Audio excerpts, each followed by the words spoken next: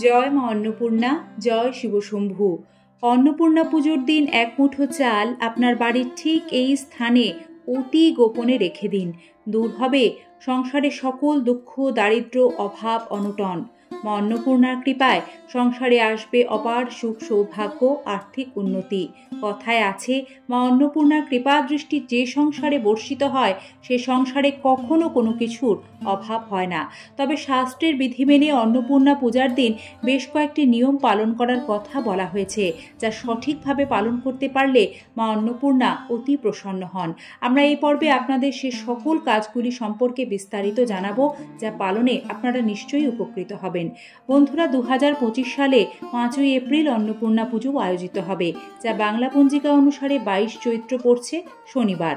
চৈত্র মাসে নবরাত্রির অষ্টম দিনে পালিত হয় অন্ন দেবীর আরাধনা। হিন্দু ধর্মে অন্নপূর্ণা দেবীকে খাদ্য ও পুষ্টির দেবী হিসেবে অভিহিত করা হয়। তিনি পৃথিবীর সকল জীবের কাছে খাদ্যের দেবী। অন্নপূর্ণা নামটির অর্থ পর্যাপ্ত খাদ্যদায়ী। অন্ন অর্থ খাদ্য, পূর্ণা অর্থ সম্পূর্ণ বা পূর্ণাঙ্গ।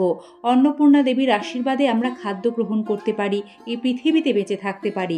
তিনি কেবল শারীরিক দেহকেই নয়, আত্মাকেও জ্ঞানার্জনের জন্য পুষ্টি প্রদান করেন, শক্তি প্রদান করেন। তিনি দেবী পার্বতীরই অবতার, যিনি ভগবান শিবের স্ত্রী, শক্তির অনেক রূপের মধ্যে একজন। তাই অন্নপূর্ণা পুজোর দিন করুন এই সকল কাজ, দূর হবে অন্ন অর্থের অভাব। বাসন্তী পুজোর অষ্টমী তিথিতে করা হয় অন্নপূর্ণার পুজো, যা চৈত্রের শুক্লপক্ষের অষ্টমী তিথি। ভারতচন্দ্র রায়গুণাকার অন্নদামঙ্গল কাব্যে দেবী অন্নপূর্ণার মাহাত্ম্য বর্ণনা করেছেন।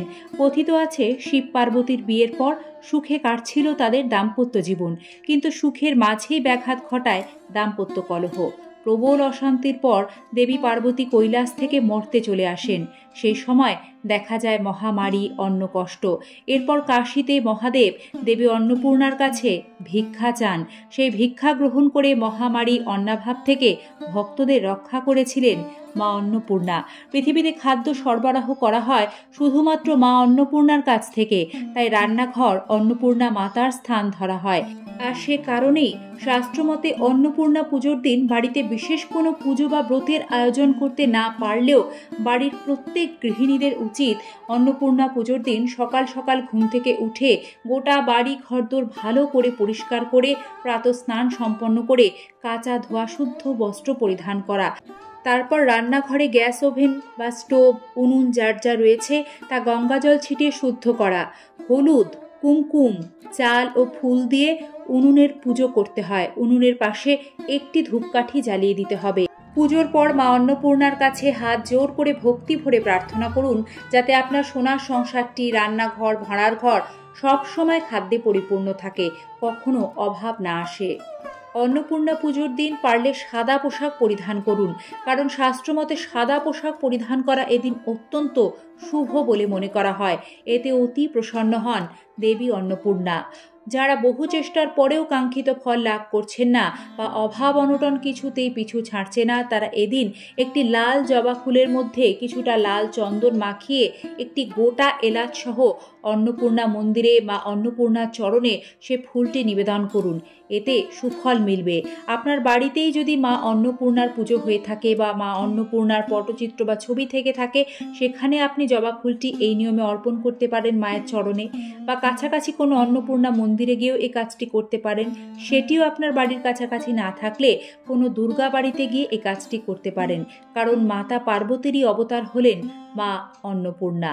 বন্ধুরা, অন্নপূর্ণা পুজোর দিন একটি বিশেষ নিয়মে দান করার কথা বলা হয়েছে, যা করতে পারলে আর্থিক উন্নতি হয় চোখে পড়ার মতো। এবারে সে সম্পর্কে আপনাদের জানাচ্ছি। আমরা কম বেশি সকলেই জানি, দেবী অন্নপূর্ণার পুজো করলে, তার কৃপা লাভ করলে জীবনে কখনোই অন্নবস্ত্রের অভাব হবে না। অন্নপূর্ণা পুজোর দিন যদি মাকে ভক্তি শ্রদ্ধার সঙ্গে ডাকা যায় এবং দান ধ্যান করা যায়, তাহলে অন্নের অভাব তো হয়ই না, উপরন্তু অর্থনৈতিক উন্নতি হয় চোখে পড়ার মতো। শাস্ত্রে বলা আছে, দানের তুল্য কিছু নেই। দান যদি ঠিক মতো করা যায় তাহলে সৌভাগ্যকে জয় করতে খুব বেশি সময় লাগে না। তবে অবশ্যই দান করতে হবে মনে কোনো সংকোচ না রেখে, সঠিক নিয়মে। তবেই কিন্তু তার আসল ফল পাওয়া যাবে। আর তাই অন্নপূর্ণা পুজোর দিন সকলেই এই নিয়মে দান করুন। অন্নপূর্ণা পুজোর দিন একটি পেতলের পাত্রে আতপ চাল ভর্তি করে নেবেন। তারপর সেই চাল কোনো অসহায় দুস্থ ব্যক্তিকে দান করে দিন।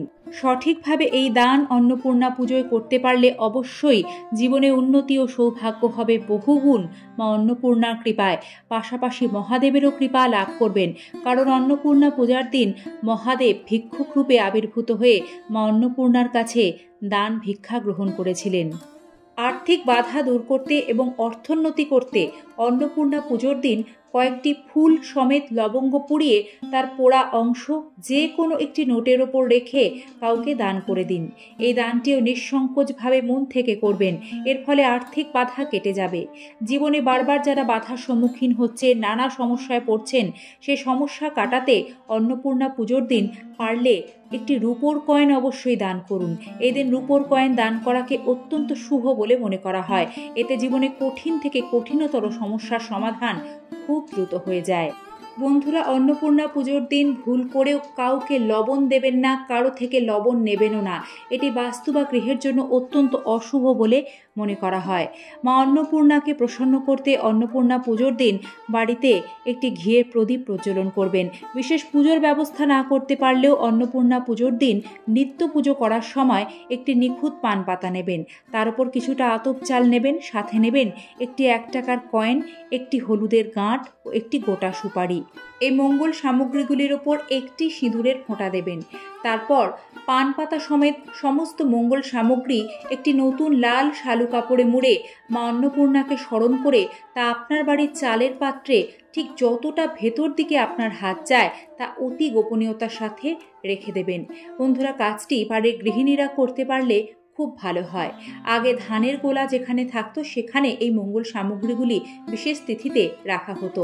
এখন তো আর ধানের গোলা নেই, তাই চালের পাত্রেই বাস্তুশাস্ত্র মতে এই মঙ্গল সামগ্রীগুলি বিশেষ তিথিতে রাখলে গৃহে অন্নের অভাব কখনোই হয় না।